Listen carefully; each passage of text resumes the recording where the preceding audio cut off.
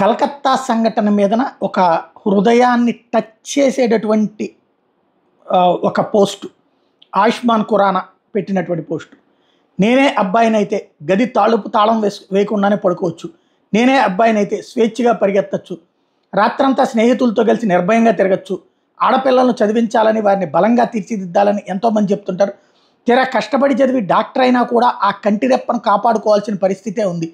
అదే నేనే అబ్బాయినై ఉంటే, ఇది అత్యంత బలమైనటువంటి సందేశం. నేనే అబ్బాయినైతే అత్యాచార ఘటనపై నటుడి ఉద్వేగభరితమైనటువంటి కవిత. పశ్చిమ బెంగాల్ రాజధాని కోల్కతాలోని ఆర్జీకర్ వైద్య కళాశాల ఆసుపత్రిలో జూనియర్ వైద్యురాల మీద జరిగిన అత్యాచార సంఘటన మీదన ఆవేదనతో ఆయన పెట్టినటువంటి పోస్టు ప్రతి ఒక్కళ్ళని ఆలోచింపజేస్తుంది. అంటే అబ్బాయి కాకపోతే బ్రతకలేరా, ఇక్కడ పురుషాహంకారం కనబడుతుంది.